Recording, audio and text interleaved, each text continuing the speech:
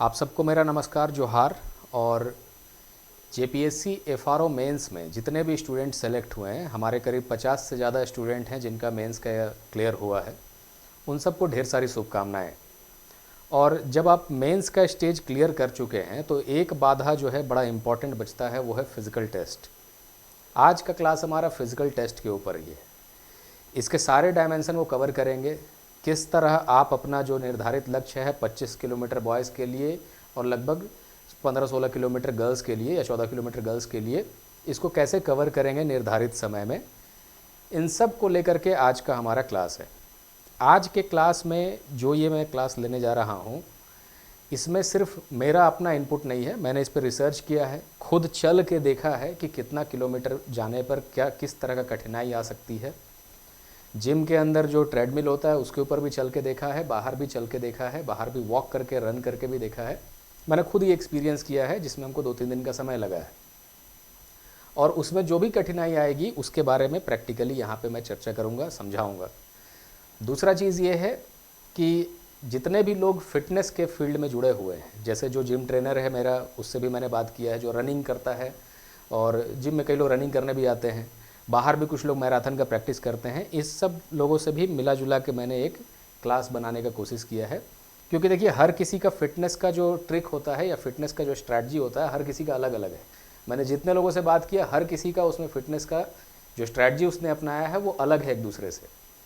तो एक कॉमन, एक जनरल टाइप का फिटनेस का स्ट्रैटेजी मैं आपको यहाँ बता रहा हूँ कि जिससे आपका रनिंग निकल जाएगा। बाद बाकी जितना टॉपिक है कि अगला एफआरओ का एग्ज़ाम कब आएगा, ये सब के बारे में बाद में कभी चर्चा करेंगे, अभी उसका समय नहीं है। तो आज हम लोग खाली फिटनेस का टेस्ट, क्योंकि मैं नहीं चाह रहा हूँ कि आप लोग फिटनेस में फेल होकर के फिर बाहर निकल जाइए। जितने बच्चे सेलेक्ट हुए हैं वो इस फिटनेस टेस्ट में भी सेलेक्ट हो गए।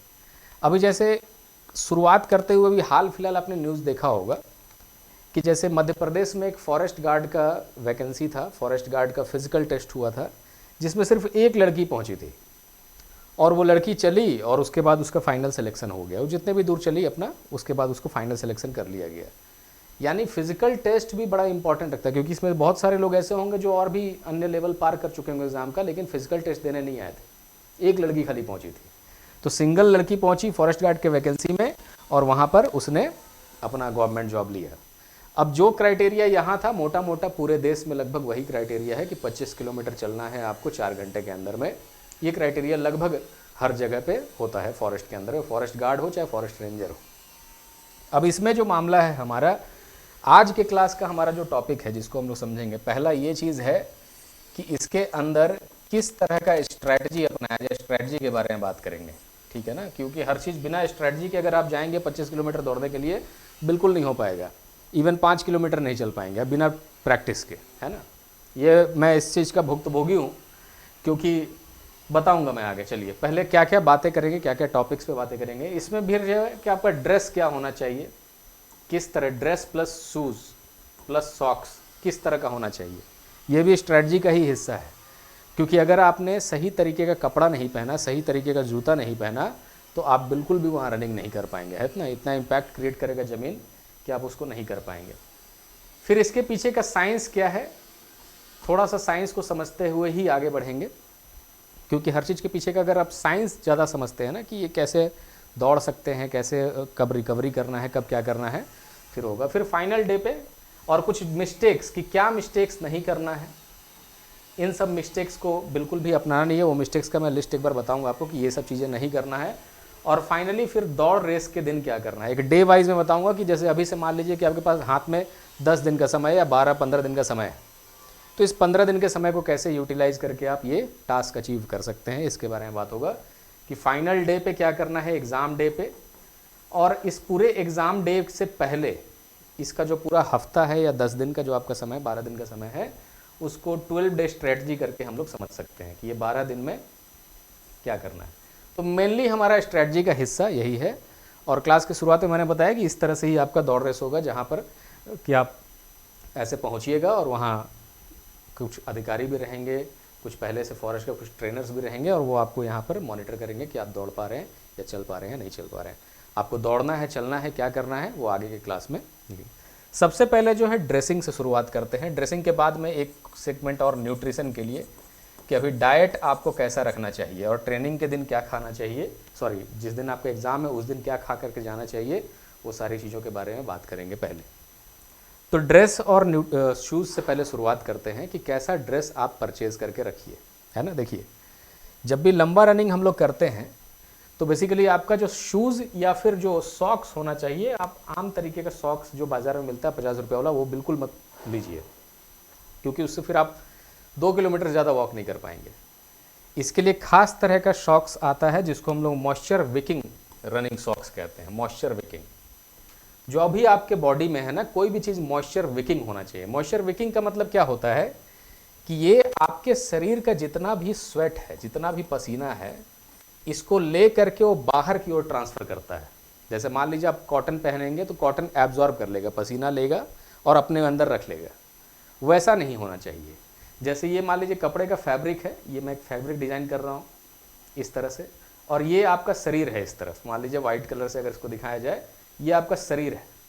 अब इस शरीर पे बीच में जो है यहाँ पर कुछ तरह स्वेटिंग होगा, यहाँ पे तरल पदार्थ स्वेटिंग। अब इस हिस्से में स्वेटिंग हो रहा है तो होगा क्या कि अगर आप मॉइस्चर विकिंग टाइप का कपड़ा पहने हुए हैं तो ये क्या करेगा, यहाँ के मॉइस्चर को सीधा लेगा, अपने पास भी नहीं कि बाहर निकाल देगा वो। तो हमें इस तरह का कपड़ा चाहिए होता है।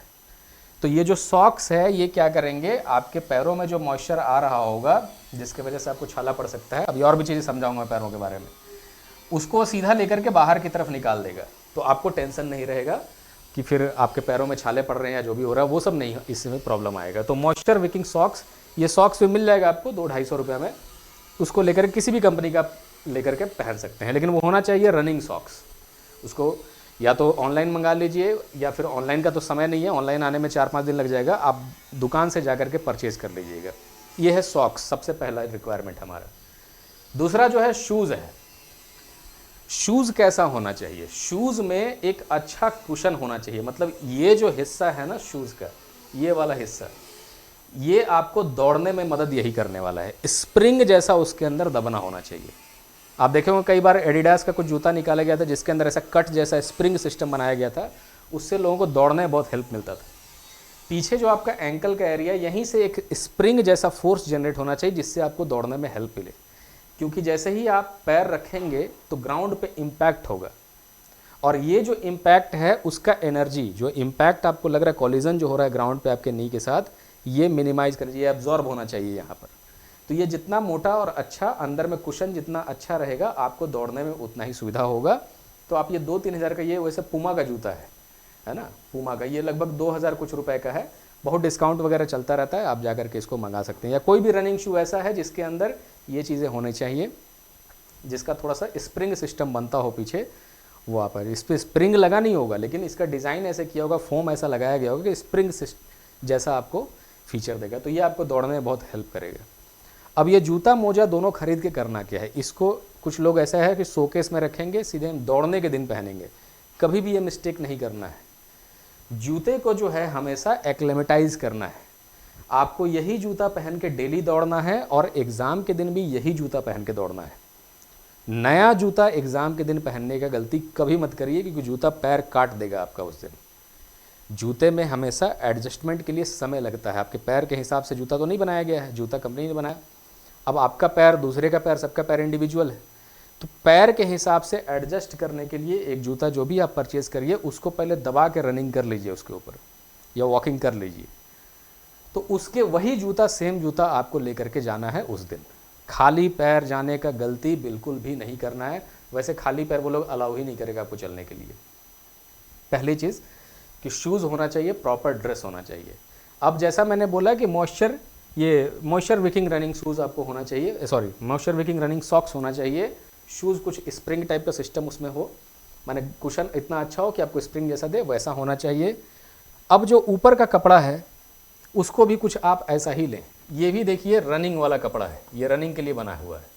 ये देखिएगा इसका फैब्रिक ऐसा है कि ये कॉटन नहीं है, क्योंकि कॉटन रहेगा तो पूरा का पूरा ऑब्जर्व कर लेगा, वही पहले गीला होकर रह जाएगा। तो इनका काम क्या है, इस तरह के जो भी कपड़े होते हैं ये अंदर का स्वेट जो है वो बाहर की तरफ सीधे बॉडी से निकाल के बाहर कर देते हैं।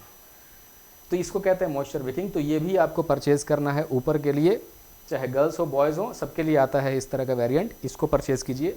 और दूसरा जो है, इस तरह का ही पैंट आपको पहनना है, क्योंकि मेन जो प्रॉब्लम है कि अगर आपने कुछ इनर वियर पहन लिया, अब उसका शेप ऐसा होगा जो नॉर्मल रेगुलर में हम लोग पहनते हैं इनर वियर, उस तरह का इनर वियर अगर आपने पहना तो ये पूरा कट जाएगा इस वाले एरिया में, आप आगे दौड़ ही नहीं पाइएगा।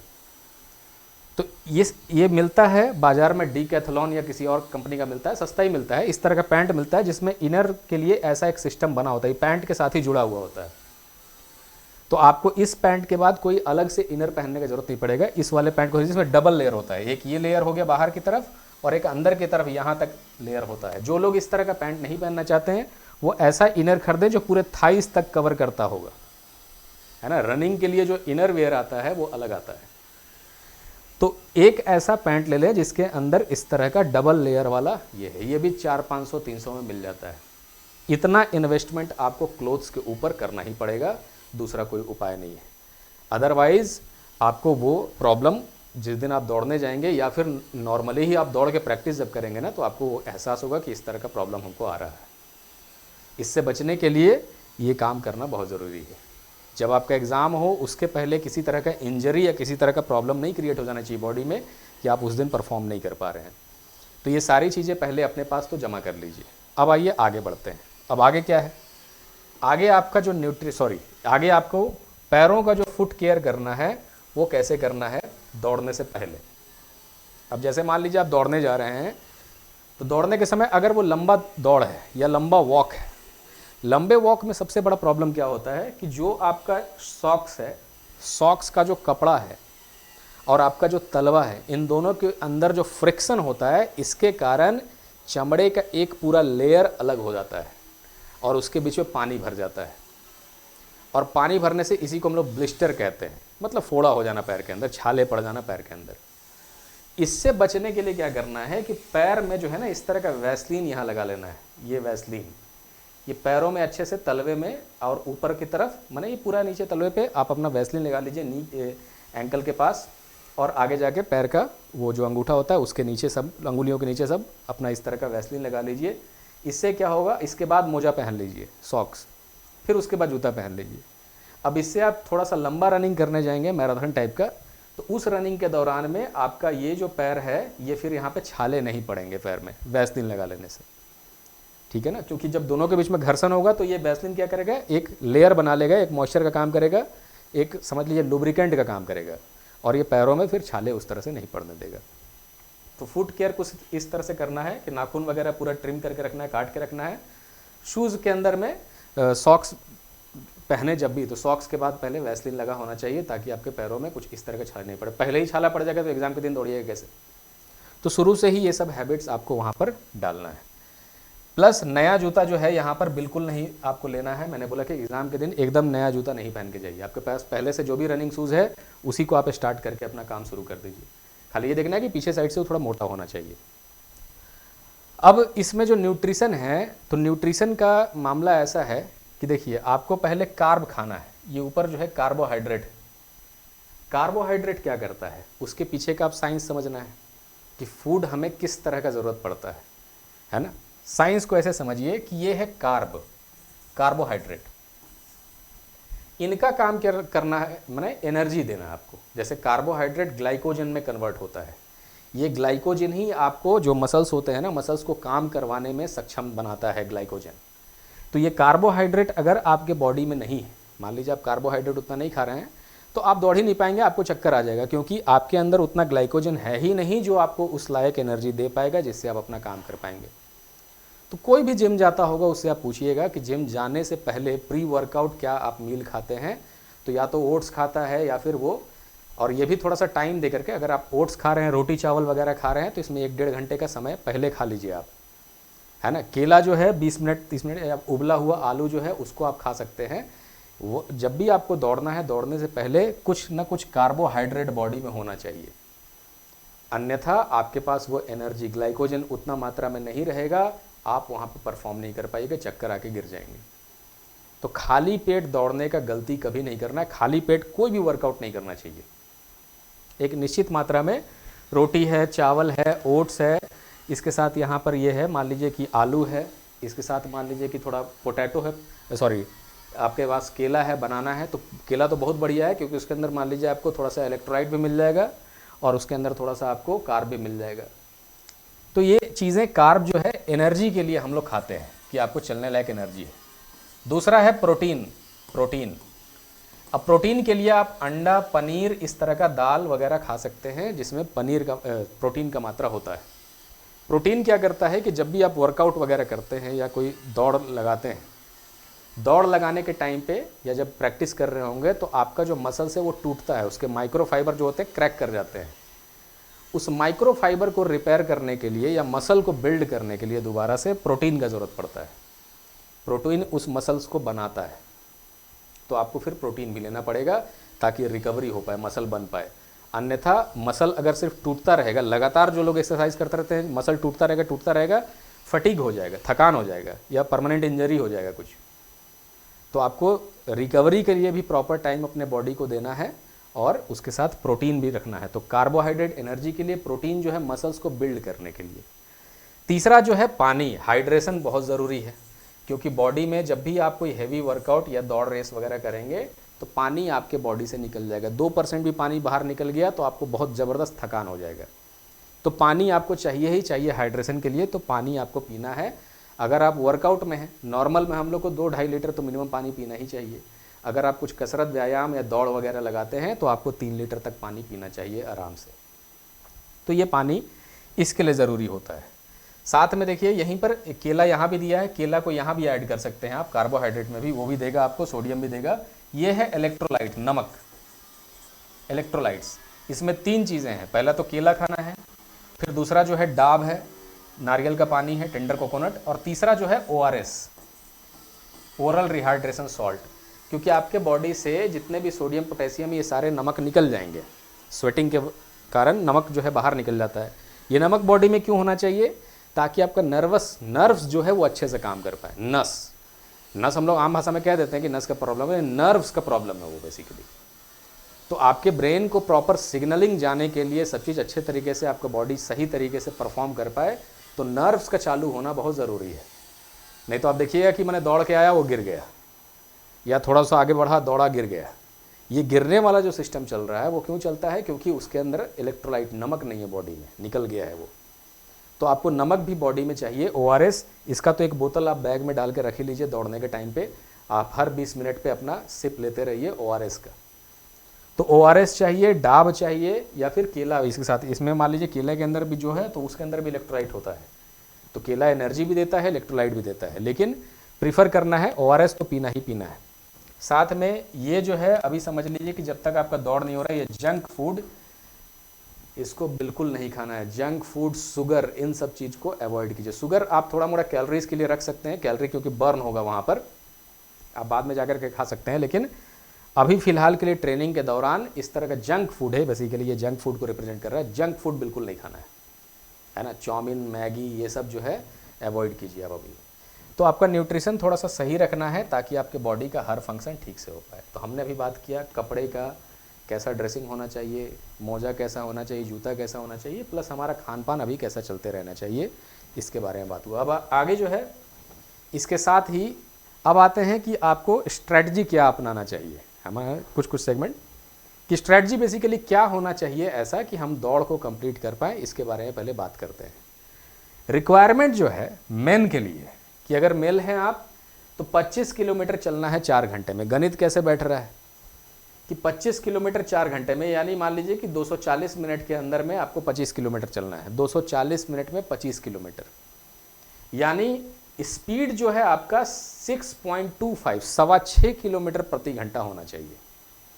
और इस माने इसके साथ जो आपका 1 किलोमीटर को लगभग 9 मिनट 36 सेकंड में पूरा करिएगा, तब जा करके आपका टारगेट पूरा होगा। यानी आसान भाषा में 1 किलोमीटर, जो पुरुष हैं उनको 1 किलोमीटर चलने के लिए या फिर दौड़ करके पूरा करने के लिए समय मिल रहा है 9 मिनट 36 सेकंड का। तो अगर मान लीजिए कि आपने इसको 1 किलोमीटर जो है, पहला 1 किलोमीटर उसमें 20 मिनट लगा दिया, तो अगले 1 किलोमीटर के लिए आपका समय कम हो गया, इसी से आप रिजेक्ट हो जाइएगा। और रफ्तार जो ये दिया है कि आपका चलने का रफ्तार 6.25 किलोमीटर पर आवर होना चाहिए, कि 1 घंटे में आप 6.25 किलोमीटर चलेंगे तब जा कर के ये पूरा कर पाएंगे रेस आप। तो ये है मेल का रिक्वायरमेंट। मैं समझाता हूँ कि इसका मतलब क्या बनता है, इस स्पीड पे क्या हो सकता है मेल का रिक्वायरमेंट। और फीमेल का रिक्वायरमेंट है कि 14 किलोमीटर वॉक करना है आपको 4 घंटे के अंदर में, यानी लगभग 17 मिनट और 9 सेकंड का टाइम मिलेगा 1 किलोमीटर चलने के लिए, है ना। क्योंकि ये जस्ट लगभग समझ लीजिए कि आधा है ना, आधा चलना है आपको। 14 × 2 28, यानी सीधा आधा। तो समय जो है लगभग दुगने से थोड़ा कम मिल रहा है। ये है फीमेल के लिए। लेकिन जितना फीमेल बॉडी का स्ट्रेंथ का लेवल है उसके हिसाब से ये भी बहुत ज़्यादा है। और प्लस सबसे बड़ा दिक्कत ये है कि मेरे कुछ स्टूडेंट्स ऐसे हैं जो लड़कियां हैं, वो लोग खाने पीने में शुरू से बहुत ज़्यादा ये कर रही है, बहुत ज़्यादा पतले दुबले होने के चक्कर में पतले हो गए, और BMI भी एकदम कम है, मतलब हाइट ठीक ठाक है और जो वज़न है बहुत ज़्यादा कम है। तो आपको तो तुरंत ही कार्बोहाइड्रेट बहुत ज़्यादा खाना पड़ेगा, क्योंकि ताकि आपको थोड़ा सा मास भी उससे गेन हो पाए। तो आप लोग अपना खान पान बहुत अच्छे से सुधारिए, अन्यथा आप इस रेस में दौड़ नहीं पाएंगे। तो सारा एग्ज़ाम का स्टेज क्लियर हो चुका है, लेकिन फिजिकल टेस्ट की वजह से छट जाइएगा, है ना। जंगल का एग्ज़ाम है, फॉरेस्ट का एग्ज़ाम है, वन सेवा का एग्ज़ाम है, तो इसमें आपको फिटनेस एकदम अच्छा रखना ही पड़ेगा, है ना। और खैर फिटनेस तो किसी को भी अच्छा रखना चाहिए। हम लोग भी फिट नहीं रह पाते हैं, क्योंकि क्लास के सिलसिले में मान लीजिए कि एक आध महीना में जिम चला भी गया या कहीं पर वर्कआउट कुछ कर भी लिया, रनिंग कर भी लिया, फिर कोई एग्ज़ाम नया आ जाएगा उसमें फिर लग जाएंगे, तो फिर जिम भी छूट जाएगा, वर्कआउट भी छूट जाता है। अन्यथा मैं वर्कआउट का खुद भी बहुत शौकीन हूँ, मैं बराबर अभी भी मैं जा ही रहा हूँ और ये सब सिलसिले के लिए बात करने जाता रहता हूँ। तो वर्कआउट हमको अच्छा ही लगता है, एक पॉजिटिविटी भी आता है, एनर्जी भी मेंटेन रहता है, लेकिन वो छूटते उठते रहता है। आपके साथ भी ये हो रहा होगा। एनीवे, तो ये हमारा टारगेट है। इस गोल को अचीव करने के लिए हमें कुछ स्ट्रैटेजी लगाना होगा। जैसे पहला है, अब इसके लिए क्या क्या हमें करना होगा। तो पहला, कुछ डेली एक्सरसाइज ऐसा है जो अभी से आपको करना है। आप चाहें तो जीवन भर भी कर सकते हैं, कि कुछ डेली एक्सरसाइजेज हैं plus endurance exercise plus endurance, कि सहन शक्ति बढ़ाना है बॉडी का। एंडोरेंस, बिना एंडोरेंस के, बिना स्टैमिना के काम नहीं, माने झेल सकने वाला शरीर बनाना कैसे है। तो आइए चर्चा करें इन्हीं सब बातों का, कि ये टारगेट पूरा करने के लिए क्या है। अब इसके पीछे, ये टारगेट पूरा करने से पहले आप ये एक नॉर्मल एक ट्राइंगल समझिए, कि किसी भी एथलीट के लिए ये 3 चीज़ें फंक्शन होना बहुत अच्छे से बहुत ज़रूरी है। और अभी आपके लिए जब आप ये टास्क अचीव करने जा रहे हैं 25 किलोमीटर, तो ये ट्राइंगल आपको बहुत अच्छे से समझ में आना चाहिए। जैसे किसी भी एथलीट के लिए, फिटनेस के लिए, हार्ट प्लस मसल्स और लंग्स, इन तीनों का अच्छा होना बहुत ज़रूरी है। अन्यथा कोई भी एक्सरसाइज या किसी भी तरीके का जो मैंने आप चैलेंज करने जा रहे हैं अपने शरीर के साथ, फिजिकल टास्क अचीव करने जा रहे हैं, वो नहीं हो पाएगा। ये 3 जो हैं, इनका अच्छा होना बहुत ज़रूरी है, प्रॉपर फंक्शनिंग करना, और इन्हीं तीनों का कैपेसिटी भी बढ़ाना बहुत ज़रूरी है। ये तीनों कैसे सिंक्रोनाइज होते हैं एक जो फिटनेस का रूटीन है उसके अंदर में। जैसे देखिए, ये क्या करता है, हार्ट का काम क्या है, कि हमारे शरीर में किसी भी चीज़ को ट्रांसफ़र करना, ट्रांसपोर्टेशन करना है एक जगह से दूसरे जगह पे, तो वो हार्ट का काम होता है। हार्ट उसको पंप करता है ब्लड को, ब्लड किसी भी सामान को शरीर के एक हिस्से से दूसरे हिस्से तक पहुंचाता है। तो हार्ट का सिर्फ काम है, हार्ट एक पंप है ना, वो पंप करेगा सामान को यहाँ से वहाँ भेजने के लिए। जो ऊर्जा चाहिए, जो गति चाहिए, वो हार्ट प्रोवाइड करता है।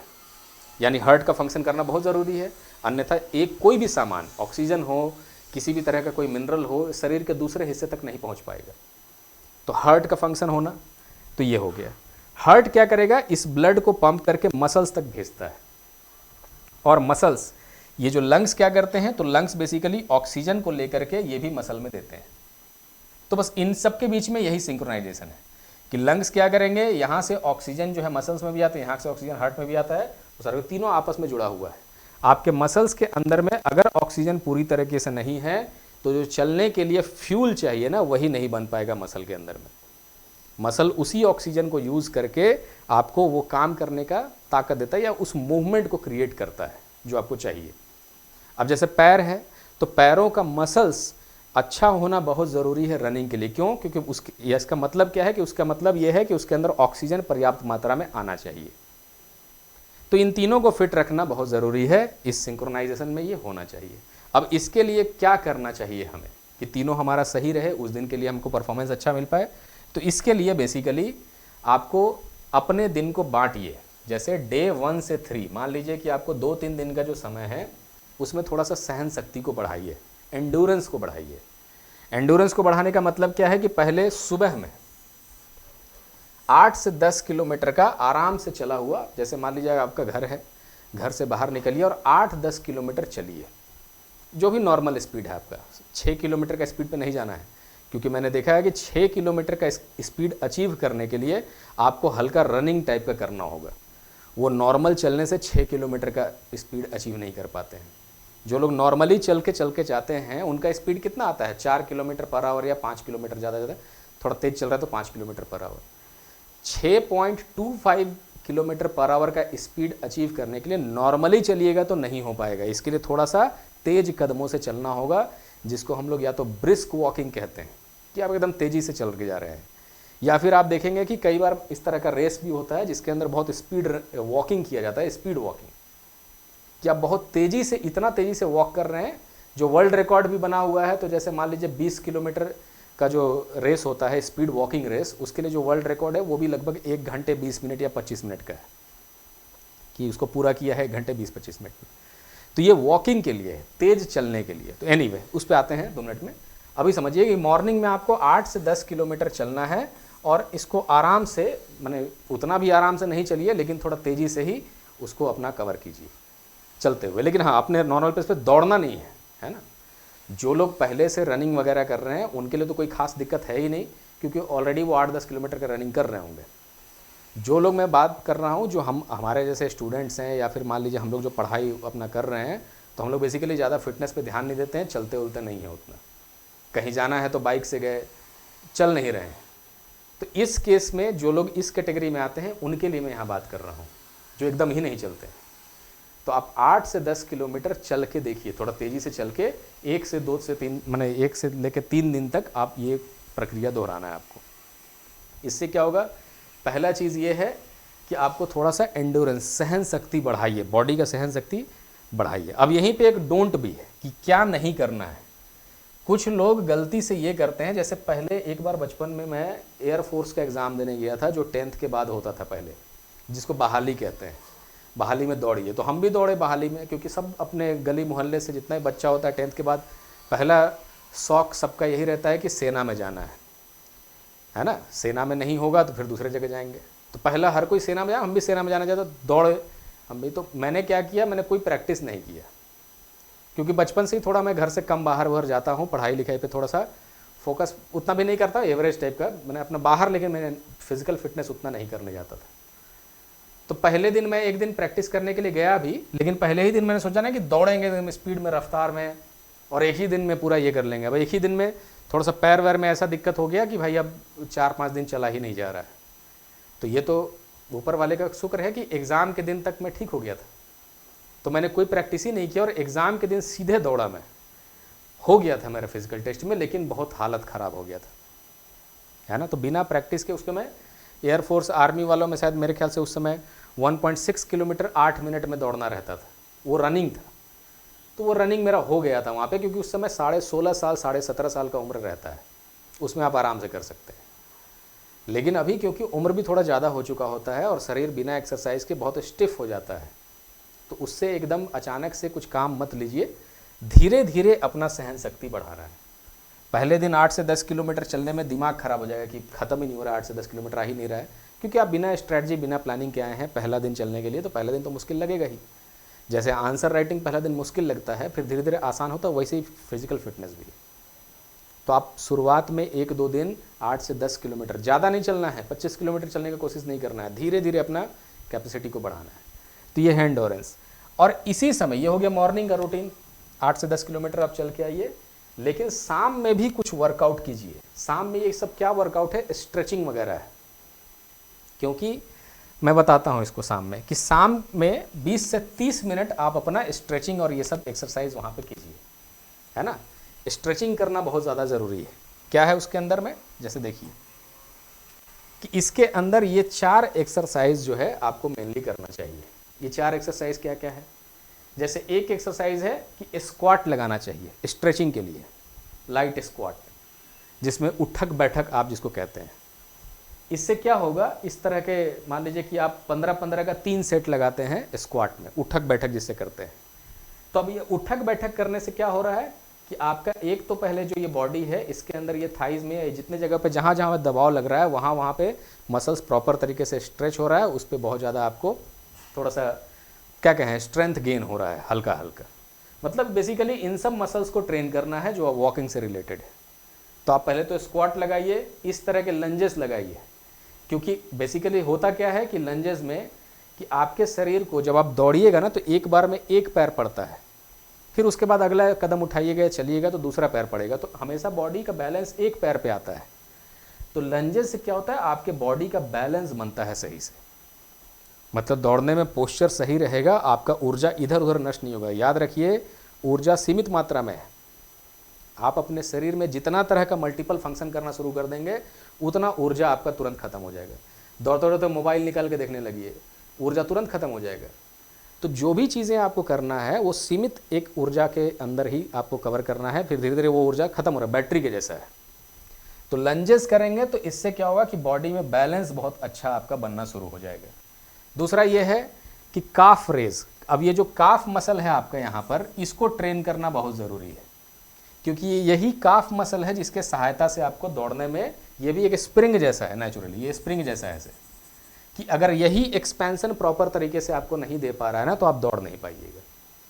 तो काफ मसल को ट्रेन करने के लिए इस तरह से खड़े हो जाइए और ऊपर नीचे करिए, या फिर इसके ऊपर खड़े होकर के पूरा नीचे और पूरा ऊपर अपने एड़ियों को ऊपर नीचे करना चाहिए। काफ रेज आप यूट्यूब में देख लीजिएगा, ये सब मैंने जितना भी एक्सरसाइज दिखाया है यूट्यूब में अवेलेबल है। मैं सिर्फ ये बता रहा हूँ कि किस तरह से आपको अपना स्ट्रेचिंग और अपना नॉर्मल एक्सरसाइज जो है शाम के टाइम पे करना है, जिससे आपको दौड़ने में हेल्प मिलेगा अगले सुबह में। तो इस तरह का काफ रेज करना है और फिर फाइनली प्लैंक लगाना है। ये प्लैंक क्या है, ये बहुत ज़रूरी है, क्योंकि आपका ये जो एरिया है इसको कोर बोलते हैं, ये हिस्सा जो है कोर है। और बॉडी का अगर कोर बैलेंस नहीं है, मतलब आपके बॉडी का अगर कोर वो चीज़ बैलेंस नहीं है, कोर मतलब ये सब मिला करके जितना भी पीछे का ये सेंटर वाला हिस्सा हो गया, कोर अगर बैलेंस नहीं है तो जो भी ऊर्जा है ना वो इधर उधर के चीज़ों में बर्बाद होता रहेगा। मतलब आपका हाथ इधर मूवमेंट हो रहा है, उधर मूवमेंट हो रहा है, सही तरीके से बैलेंस पोस्चर नहीं रहेगा, उसमें ऊर्जा बर्बाद होती है। तो आपके बॉडी को बैलेंस बनाने के लिए कोर का सही होना, मजबूत होना बहुत ज़रूरी है।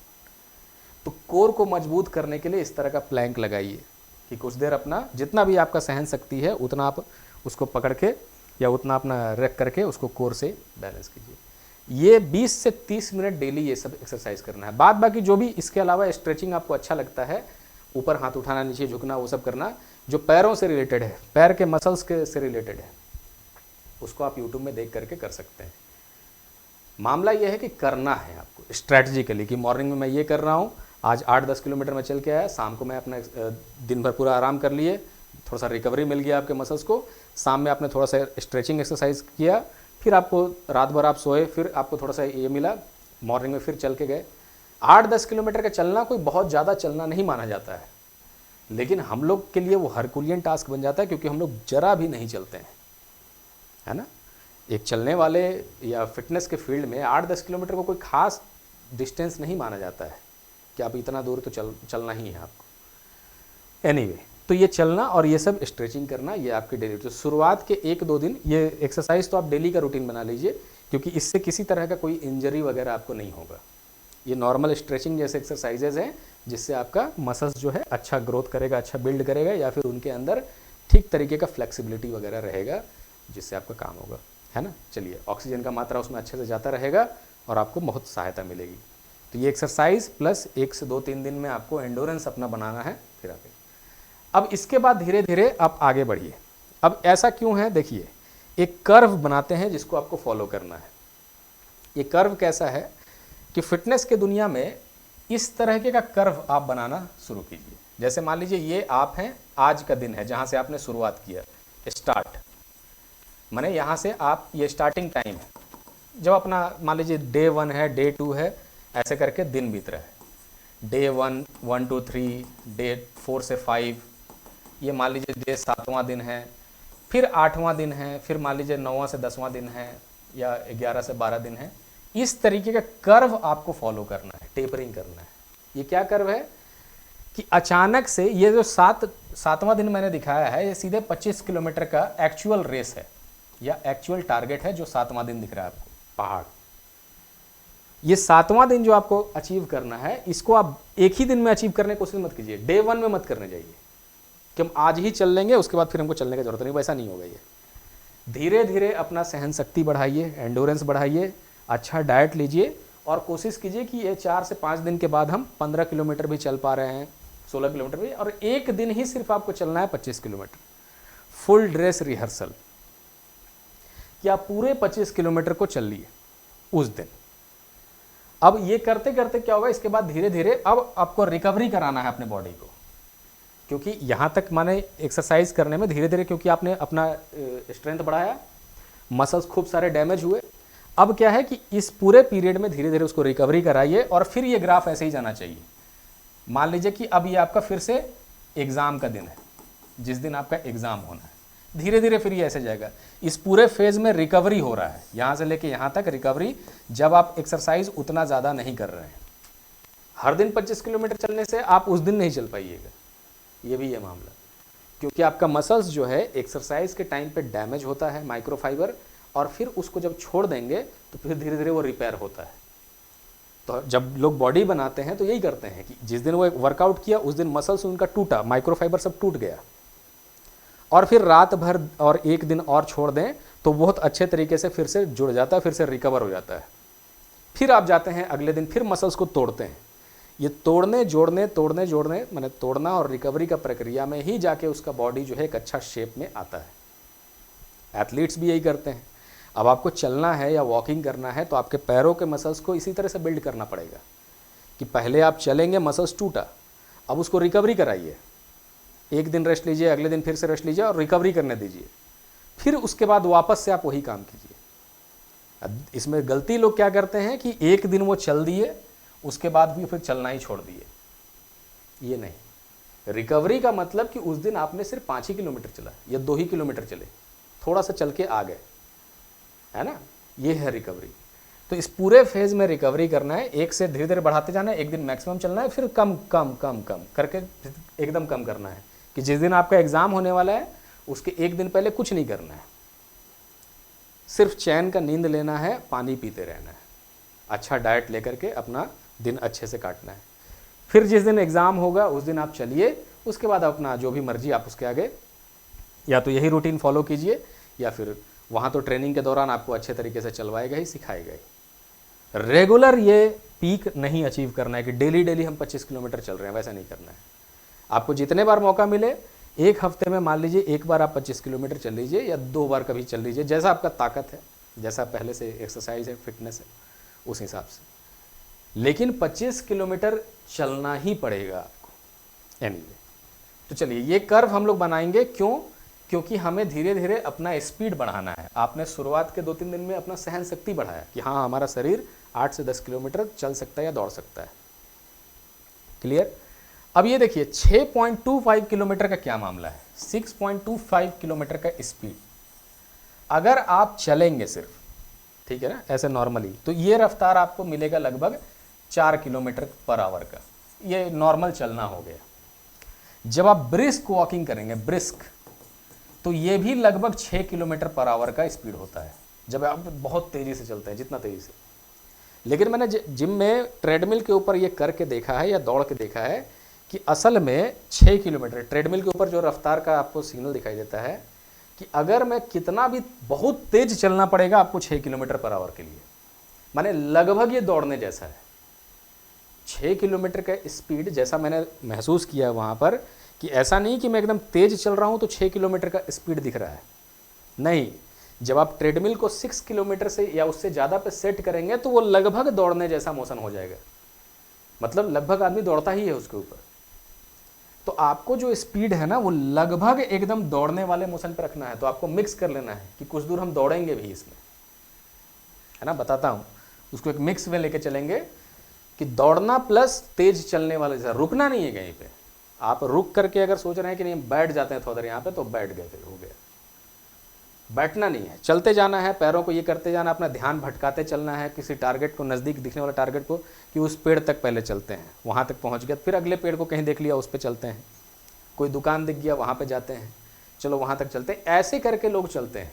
जब बोल बम लोग चलने जाते हैं 100 किलोमीटर चले जाते हैं खाली पैर, वो भी। तो वो लोग कैसे जाते हैं? एक तो ग्रुप में रहते हैं, तो अपना हंसी मजाक हंसी बात करते करते चलते गए, डिस्टेंस का पता नहीं लगा।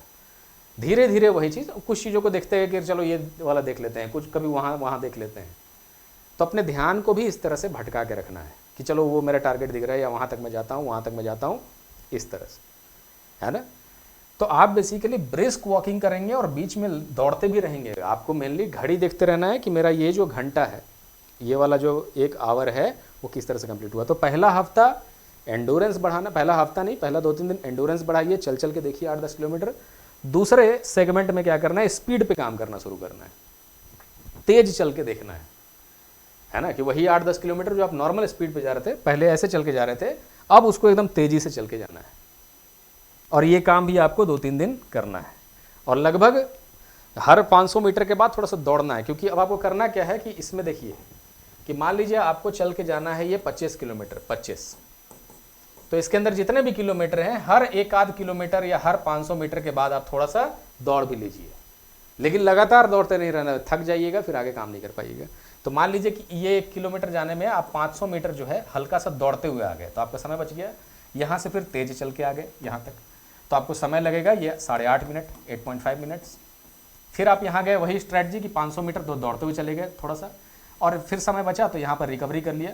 तो आपको यहाँ पर दौड़ना है, रनिंग, और यहाँ हो जाएगा रिकवरी, थोड़ा सा रनिंग रिकवरी करते चलना है। और हर मिनट पे, हर घंटे पे देखते चलना है कि भाई हमारा रफ्तार सही से बना हुआ है कि नहीं। हाँ, कहीं लग रहा है आपको कि नहीं, आप कहीं पे 7 मिनट में या 6 मिनट में ही पहुँच गए 1 किलोमीटर, क्योंकि हो सकता है कि दौड़ गया, स्प्रिंट कर गया। स्प्रिंटिंग मतलब दौड़ना ही होता है प्रॉपर, जॉगिंग भी नहीं, दौड़ना मतलब थाइस से उसको, फिर थाइस थक जाएगा, जो जांघें हैं वहाँ पे प्रेशर पड़ेगा, उसका मसल्स में ये पड़ेगा, थक जाइएगा। लेकिन कुछ लोग मानते नहीं दौड़ेंगे, तो अगर आप दौड़ गए हैं तो 5 मिनट 6 मिनट में पहुँच गए 1 किलोमीटर, तो अगले वाले में थोड़ा सा रिकवर कर लीजिए, अगले वाले में चल लीजिए, कहीं नॉर्मल ही चल लीजिए। ये आपके हाथ में है कि आप क्या स्ट्रैटेजी बनाते हैं अपना, ये आपके हाथ में, क्योंकि हर एथलीट इसको अपने अपने नज़रिए से करता है, जो भी उसका शरीर जैसा है उसके हिसाब से। और ये जो 25 किलोमीटर मैंने क्यों बोला एक दिन चलने के लिए, यही पता लगाने के लिए कि आपको कितने देर के बाद प्यास लगता है, कितने देर के बाद ऐसा लगता है कि अब इसके आगे मैं चल ही नहीं सकता हूँ, कितने देर के बाद दम घुटने लगता है, कितने देर के बाद चक्कर आने लगता है। यही चेक करने के लिए ही आपको एक पूरा फुल ड्रेस रिहर्सल करना है पूरे 25 किलोमीटर का। अन्यथा पूरे स्ट्रैटेजी से नहीं उतरिएगा तो नहीं हो पाएगा, अच्छा डाइट नहीं रखिएगा तो नहीं हो पाएगा। चलिए अब आगे बढ़ें कि अगले 2-3 दिन में उसके बाद क्या कीजिए।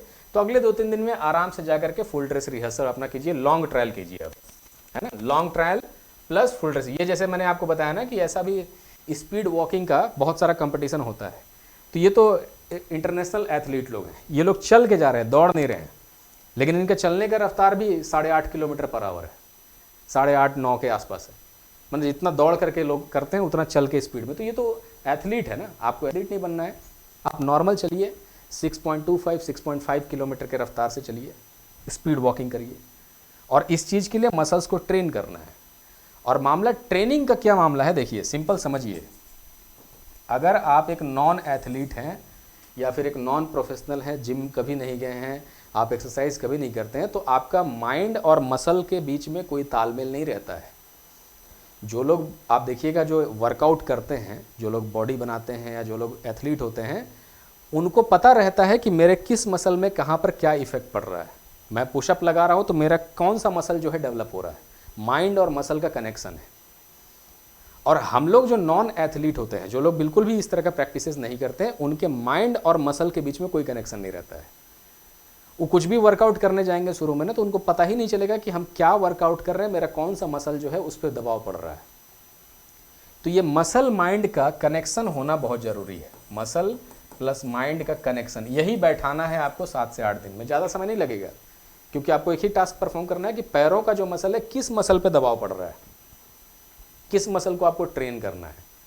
जब आप काफ रेजिंग कर रहे हैं, जो मैंने शुरू में आपको एक्सरसाइज दिखाया, तो आपका किस जगह पे पिन पॉइंटेड प्रेशर पड़ रहा है, या आपको कैसा कहीं पे इंजरी हो जा रहा है, ये सब चीज़ों के लिए मसल और माइंड का कनेक्शन होना बहुत ज़रूरी है, अन्यथा नहीं।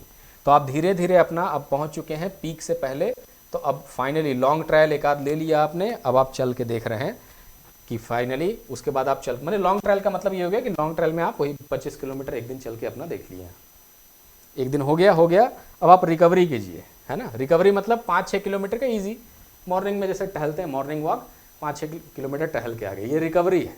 इसमें स्ट्रेस नहीं लेना है कि हमें टाइमिंग के हिसाब से दौड़ा, नहीं, रिकवर कर रहे हैं हम अपने शरीर को, क्योंकि रिकवर नहीं करेंगे तो आपका जो मसल जो डैमेज हुआ था एक दिन जो ज़्यादा चलने की वजह से, वो मसल्स फिर से ठीक नहीं होगा और फैटीग होगा, मतलब अब जो थकान होगा ना उसके कारण से आपका परफॉर्मेंस खराब हो जाएगा। तो बेसिकली ऐसा ही आपको एक अपना शेड्यूल बना लीजिए कि फाइनली कर लीजिए। जैसे मैंने बोला कि अगर आप हैवी ट्रेनिंग करते हैं, हैवी ट्रेनिंग का मतलब है हर दिन आप 25 किलोमीटर जा रहे हैं, तो आपको हो जाएगा थकान, आप परफॉर्म नहीं कर पाइएगा। एथलीट्स ऐसे नहीं करते हैं। फिर अगर आप मान लीजिए टेपरिंग कर रहे हैं, टेपरिंग का मतलब कि धीरे धीरे बढ़ा रहे हैं, एक दिन 25 किलोमीटर फिर धीरे धीरे कम कर रहे हैं, तो आपको थकान नहीं होगा, धीरे धीरे आपका नॉर्मल वो रहेगा, आपको कुछ एहसास नहीं होगा उस तरह का। और अगर पूरी तरीके से पूरा मैंने जा करके मान लीजिए कि एक दिन आप चले थे 25 किलोमीटर, आपने प्रॉपर तरीके से उसको धीरे धीरे कम किया है, और एक दिन पूरा रेस्ट लेके अगले दिन परफॉर्मेंस करने जा रहे हैं, कि जैसे मैंने आपका कल एग्जाम है, आप रात भर एकदम निश्चिंत होकर सोइए, दिन भर कोई ट्रेनिंग नहीं, 5 किलोमीटर भी नहीं चलना है, पूरे शरीर को एकदम रिलैक्स किए, तो आप उस दिन परफॉर्मेंस के लिए फुल्ली ट्रेन होते हैं। बेसिकली यही आपका रूटीन है। तो मान लीजिए आपका एग्जाम है 12 दिन के बाद या 15 दिन के बाद, तो आप आज से शुरू कर लीजिए कि उसमें जाकर के प्रॉपर तरीके से कैसे काम करना है। अब जो है वेदर, मौसम इसमें क्या प्रॉब्लम करेगा, इस मौसम में अगर आप थोड़ा सा भी वॉकिंग वगैरह करेंगे तो ह्यूमिडिटी इतना ज़्यादा है कि बहुत ज़्यादा पसीना होगा। तो अभी आपको समझ लीजिए कि 500 ग्राम पानी, माने आधा लीटर पानी एक्स्ट्रा पी जाना है, 3 लीटर की जगह 3.5 लीटर पानी पीना है, क्योंकि हाइड्रेशन इस मौसम में, आपको लगेगा कि बरसात है बड़ा अच्छा मौसम है, नहीं, ह्यूमिडिटी ज़्यादा होगा इस मौसम में, ह्यूमिड है ना चारों तरफ।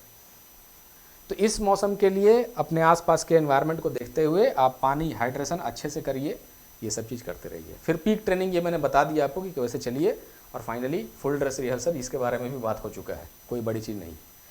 टेस्ट जिस दिन है उसके पहले कंप्लीट आप रेस्ट ले लीजिए, जिस दिन अगले दिन टेस्ट है आपका, एक दिन पहले आप रेस्ट ले लीजिए, सब कुछ कर लीजिए। टेस्ट के दिन जब आप आएंगे, मामला जब आपका टेस्ट के दिन का शुरुआत हो रहा है, तो उस दिन आने के बाद जिस दिन पे टेस्ट है, टेस्ट डे, टेस्ट डे में क्या करना है कि पहले आपको जिस दिन मान लीजिए कि सुबह में 9 बजे से स्टार्ट करना है चलना, मान बाई चांस, टाइमिंग अभी तो दिया नहीं है, टाइम ऐसे सोचते हैं कि 9 बजे से स्टार्ट करना है, तो आप 9 बजे आप 7:30 में अपना ब्रेकफास्ट ख़त्म कर लीजिए। इस ब्रेकफास्ट में कार्बोहाइड्रेट खाना है ब्रेकफास्ट में, ये रूटीन आप डेली भी रखिएगा ना तो कोई दिक्कत नहीं। ब्रेकफास्ट खाइए 1.5 घंटे पहले, 1.5 घंटे पौने 2 घंटे पहले ब्रेकफास्ट में ओट्स खा लीजिए, मतलब ये कार्बोहाइड्रेट होना चाहिए। आलू खाइए, केला भी खा सकते हैं, रोटी चावल जो आपको लगता है, कार्बोहाइड्रेट प्रॉपर खाइए। खाने के बाद मान लीजिए अब आपको इसके साथ चलना शुरुआत करना है, तो चलने के टाइम पे ORS वगैरह रखे रहना है, और ORS अपना 20 मिनट पे या 15 मिनट पे उसको पीते रहना है, और फिर पीते पीते ही उसको अपना टारगेट अचीव करना है ना। ऐसा तो नहीं होगा कि भाई आपको पानी का बोतल में नहीं ले जाना है, पानी के बोतल में घोर के रख लीजिए ORS आप, और उसको प्रॉपर तरीके से सिप करते हुए चलिए 20 मिनट 30 मिनट के बाद। ये नहीं कि पूरा भर पेट पानी पी लिए, वो भी नहीं करना है, सिप करना होता है, सिप। ज़्यादा पानी बहुत डेंजरस है, फिर आपको एक कदम आगे नहीं बढ़ने देगा वो, है ना।